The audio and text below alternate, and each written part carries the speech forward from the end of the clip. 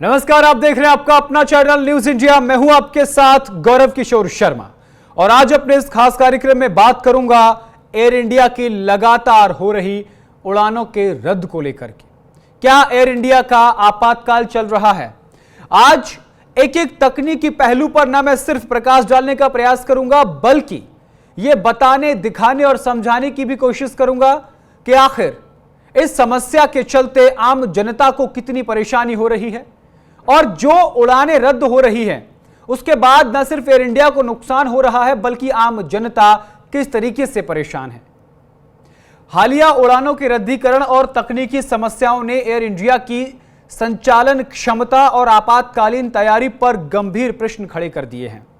सुरक्षा को प्राथमिकता देने पर ध्यान देना बेहद जरूरी है, क्योंकि लगातार असुविधा यात्रियों के विश्वास को प्रभावित कर रही है। लोग अब हवाई सफर करने से डर रहे हैं, लोग परेशान हैं। एयरपोर्ट जाते वक्त वो अपने परिवारजनों से ऐसे मिल रहे हैं कि ऐसा ना हो कि ये हमारी आखिरी यात्रा हो। यात्रियों के चेहरे पर सिकन है, यात्रियों के चेहरे पर डर का माहौल है। क्या भारत का एविएशन इतना कमजोर है?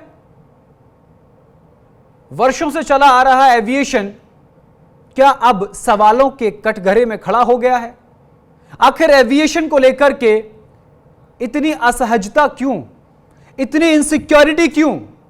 आज हम इस पर बात करेंगे। एयर इंडिया को अब संचालन में सुधार, बेहतर योजना और मानसिक स्वास्थ्य जैसे पहलुओं पर ध्यान केंद्रित करते हुए संतुलन साधने की आवश्यकता है, क्योंकि 2 पायलट होते हैं, कुछ प्लेन्स में 4 पायलट्स भी होते हैं और उनके ऊपर होती है सैकड़ों लोगों की जिम्मेदारी जो यात्रा कर रहे होते हैं।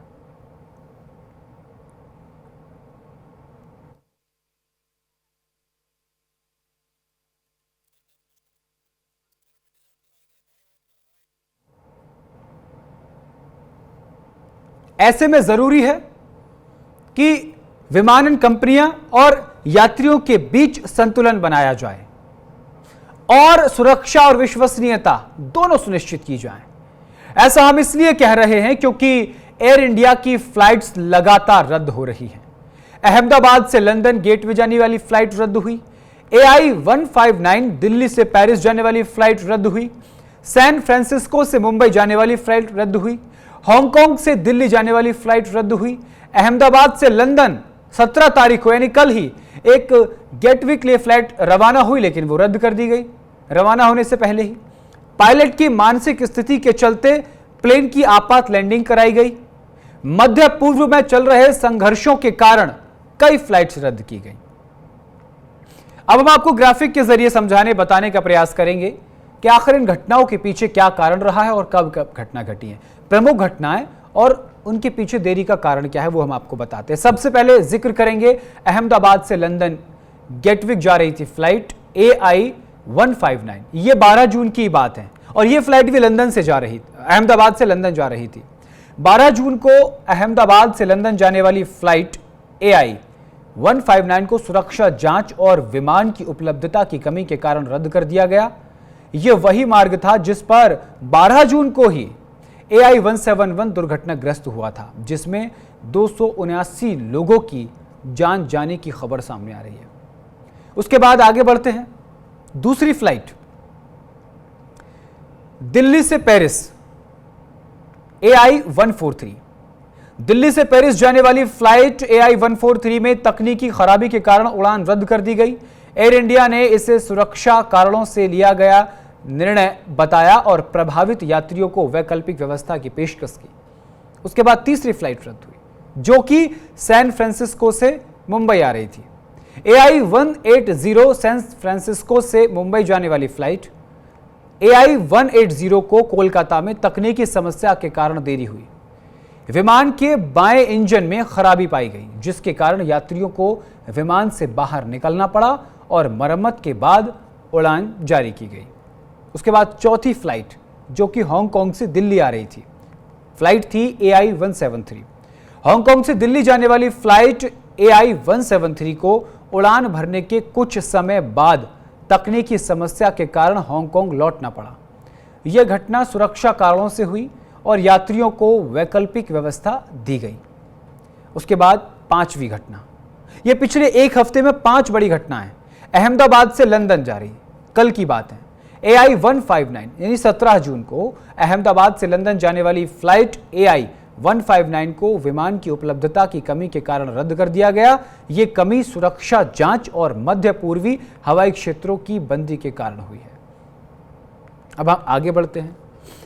उसके बाद और भी घटनाएं हैं, वो हम आपको बताते हैं, जैसे ग्राफिक के जरिए आपको दिखाएंगे, बताने का प्रयास करेंगे, क्योंकि कुछ घटनाएं तकनीकी खामी के चलते हैं, लेकिन कुछ घटनाएं ऐसी सामने आई जिनके पीछे तकनीकी कारण नहीं बल्कि कुछ और ही था। 12 जून को AI 171 दुर्घटना के बाद दिल्ली से कोपेनहेगन जाने वाली एक फ्लाइट के पायलट को उड़ान भरने से पहले मानसिक तनाव के कारण विमान को वापस लौटना पड़ा। मध्य पूर्व हवाई क्षेत्र की बंदी, यानी मध्य पूर्वी हवाई क्षेत्र थी, उसकी बंदी के कारण भी यह फैसला लिया गया। आगे बढ़ते हैं। मध्य पूर्व हवाई क्षेत्र में बंदी हो गई है। क्यों? मध्य पूर्व में चल रहे संघर्षों के कारण एयर इंडिया को कई उड़ानों के मार्ग बदलने पड़े और कुछ उड़ानों को रद्द कर दिया गया। आखिर क्यों रद्द किया गया, हम इसी पर विस्तार से चर्चा करेंगे। और चर्चा करने के लिए मेरे साथ कैप्टन कबीर मलिक जुड़े हुए हैं, एविएशन एक्सपर्ट हैं। कबीर जी, आपका न्यूज इंडिया पर बहुत बहुत स्वागत है। नमस्कार जी। कबीर जी, पिछले एक हफ्ते का रिकॉर्ड अगर निकाल कर देखें सिर्फ एयर इंडिया का, तो तकनीकी और सुरक्षा से जुड़े कई मामले सामने आए हैं। AI 171 दुर्घटनाग्रस्त के बाद कई फ्लाइट जैसे AI 159 को रद्द करना पड़ा। कारण यह बताया जा रहा है कि इसमें स्टैंडर्ड ऑपरेशन प्रोसीजर के अंतर्गत आता है। यह एहतियाती कदम था या लगातार तकनीकी खामियों के चलते ये फ्लाइट रद्द की गई? देखिए, जैसे मैंने आपको 12 जून को जो एक एक्सीडेंट हुआ था जिसमें AI 171 अहमदाबाद में टेक ऑफ करते ही लंदन के लिए गेटवे के लिए जो फ्लाइट थी और वो जो है सिंक हो गई थी, जो एक आग के गोले में तब्दील हुई और काफी यात्री और पूरा क्रूज के अंदर खत्म हो गया। उसके बाद मैंने एक सजेशन दी थी डीजीसी और सिविल एविएशन मिनिस्ट्री को कि इस सीरीज के जितने भी एयरक्राफ्ट हैं उनको एकदम से डिसकंटिन्यू करना चाहिए, सर, ग्राउंड कर देना चाहिए और उनको ग्राउंड करना चाहिए, डिसकंटिन्यू करना चाहिए जब तक उनका पूरा नया एयर वर्दिनेस सर्टिफिकेट नहीं इशू होता है, पूरा टेक्निकल उसके इशू चेक्स नहीं होते हैं और वो दोबारा से फ्लाइंग के लायक नहीं होते हैं, तब तक इनको सर्विस में नहीं लाना चाहिए। उसी को देखते हुए जब डीजीसीए ने 13 जून को एक गाइडलाइन जारी की थी, उस समय पे जितने भी एयरक्राफ्ट जो दिल्ली इंडिया से बाहर थे, इंटरनेशनल फ्लाइट्स पे थे, जब वो वापस आ रहे थे, उनके वापस आने के बाद वो है जो लैंड हुए, जहां पर भी मान लीजिए वो कलकत्ता में लैंड हुआ तो कलकत्ता में, और दिल्ली में लैंड हुआ तो दिल्ली में, और बॉम्बे में लैंड हुआ तो बॉम्बे में, वहां लैंड होने के बाद जब उनके चेक्स किए गए तो उस चेक्स के अंदर काफी खामियां पाई गई। जो सैन फ्रांसिस्को की फ्लाइट आप बता रहे थे, सैन फ्रांसिस्को उससे कलकत्ता लैंड की थी और उसको वहां पर ग्राउंड करना पड़ा क्योंकि उसके इंजन की पावर नहीं थी और उसमें कुछ और भी खामियां था, टेक्निकल जो कम्युनिकेशन के अंदर आता है। एक और ऐसी फ्लाइट थी जो हांगकांग से आई थी, उसको भी जब चेक किया गया तो उसके हाइड्रोलिक्स जो है लीक थे, तो उसके मद्देनजर रखते हुए जितने भी सीरीज के एयरक्राफ्ट हैं उनको लैंड करना पड़ा और ये फ्लाइट कैंसिल हो गई, जिसके बाद पैसेंजर्स के अंदर और एविएशन इंडस्ट्री में एक ऐसा डर का माहौल बना हुआ है कि सबको अपनी जान के लाले पड़े हुए हैं। जिन्होंने अपनी टिकट्स बुक करवाई हुई है वो टिकट्स उन्होंने कैंसिल करा दी है। एक माहौल ऐसा क्रिएट हो गया है जिसके अंदर एविएशन के अंदर एक बहुत बड़ा झटका लगा। जी, इससे जुड़ा एक और सवाल मेरे जहन में आ रहा है कि जिस तरीके से लगातार तकनीकी खराबियां जैसे AI 143 में हुई, AI 173 में भी हुई, AI 180 में भी हुई, ये अलग अलग मामले सामने आ रहे हैं। क्या ये विमान रख रखाव में किसी प्रणालीगत समस्या की ओर इशारा करता है? जी, मैं बहुत पहले से आपको कह रहा हूं, अगर इनके ऊपर सुधार नहीं किया गया और इनका ठीक ठाक से रखरखाव नहीं किया गया, इनके मेंटेनेंस पे पूरा ध्यान नहीं दिया गया, तो आने वाले टाइम में और भी हादसे हो सकते हैं। मैं एज ए सजेशन दे जो पहले भी दी और दोबारा रिपीट करना चाहता हूँ, इस सीरीज के एयरक्राफ्ट की अब उम्र हो चुकी है, क्योंकि ये सीरीज के एयरक्राफ्ट जब बनाए गए थे 2011 में, आज इनको बनते हुए 14 साल हो गए, लेकिन इनका रखरखाव उस तरीके से नहीं हुआ जिस तरीके से चाहिए था कि इनको उसे रखना है। इनकी मेंटेनेंस जो चाहिए थी वो मेंटेनेंस इनको नहीं मिल पा रही है, जो शॉर्टेज है बैक टू बैक हो रही है। इंटरनेशनल 12 घंटे की फ्लाइट करके आता है, मान लीजिए एक 787 कनाडा से दिल्ली लैंड करता है, इमीडिएट उसकी दूसरी फ्लाइट तैयार होती है कि उसको आगे फर्दर फ्लाइट के लिए डाल दिया जाता है। इसके अंदर जितने भी चेक्स हैं उनको बड़ा लाइटली, बड़े लीलियंट वे में देखा जाता है, बिल्कुल। जबकि इसका बड़ा बारीकी से उसका चेक्स करना चाहिए, क्योंकि इसके अंदर जिंदगियों कहीं ना की कहीं लोगों की, कबीर जी, कहीं ना कहीं एयर इंडिया की गलतियों की सजा आम नागरिकों को मिल रही है। या तो प्लेन दुर्घटनाग्रस्त हो रहे हैं, या फिर उनके टिकट्स कैंसिल हो रहे हैं, फ्लाइट कैंसिल हो रही है, उनकी जो आम जीवन है उसमें भी कई परेशानियों का सामना लोगों को करना पड़ रहा है, और इसके पीछे सिर्फ एयर इंडिया की लापरवाही है।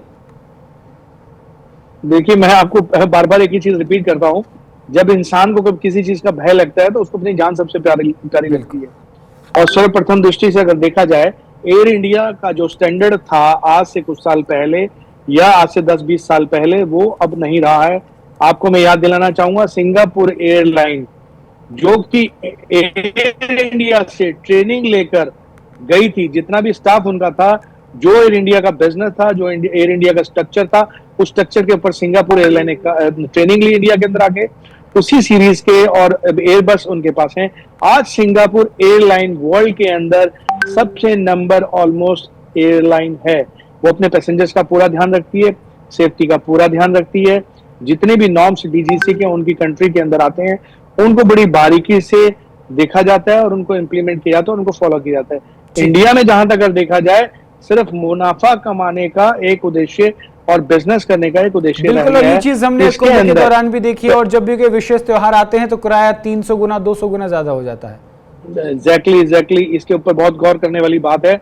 मान लीजिए अगर दिल्ली से बॉम्बे जा रहे हैं, बॉम्बे से वापस आ रहे हैं, या आप दिसंबर के महीने में अगर यहाँ से गोवा जाएंगे, और गोवा से जब आप अपना टूर खत्म करके वापस आएंगे, तो जो फ्लाइट आपने दिल्ली से गोवा के लिए ली है, मान लीजिए 8,000 रुपए की, तो वहां से वापसी की वो 30,000 या 40,000 की होगी।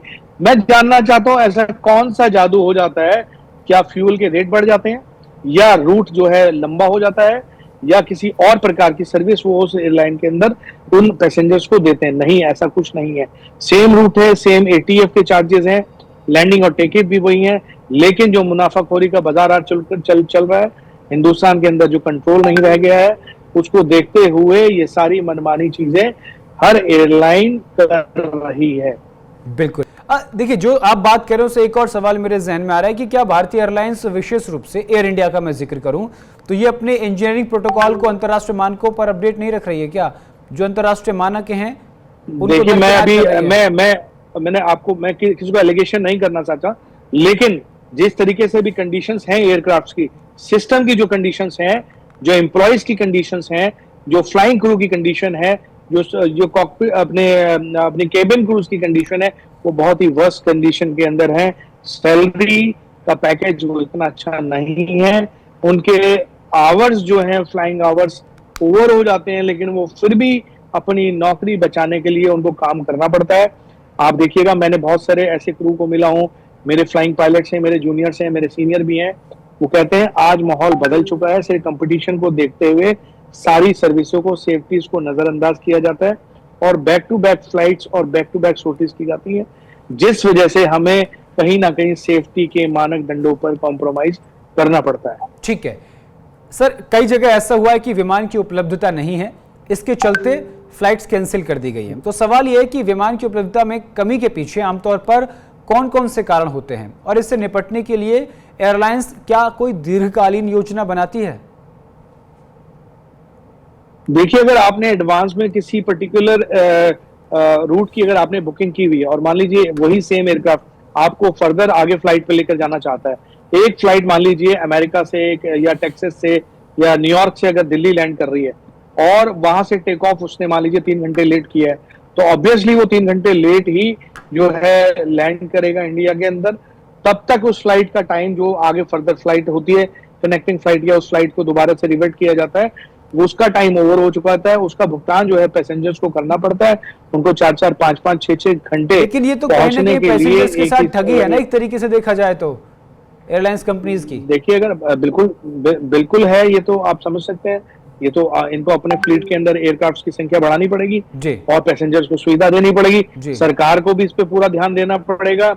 कि सरकार को एक कंट्रोल कमेटी बनानी पड़ेगी जिसके अंदर पैसेंजर्स, एम्प्लॉइज और अपने क्या नाम फ्लाइंग क्रू और केबिन क्रूज की भी सुनी जाए और जो उनकी शिकायतें हो और सुझाव उसको दिन पर दिन उनको ध्यान में लाया जाए। बिल्कुल सर, जिस तरीके से आप जिक्र कर रहे हैं, ओवर टाइम ड्यूटी करनी पड़ रही है, इनसिक्योरिटी है, जॉब्स को लेकर इनसिक्योरिटी है, कंपटीशन का दौर है, विमानन कंपनियां अपने एम्प्लॉयज पर ज़्यादा प्रेशर डाल रही हैं। इससे जुड़ा एक सवाल है कि जैसे एयर इंडिया 171 दुर्घटना के बाद पायलट द्वारा मानसिक तनाव के कारण उड़ान ना भरना, क्या इस तरह की मेंटल हेल्थ स्क्रीनिंग एयरलाइंस में नियमित होनी चाहिए? क्या होती है?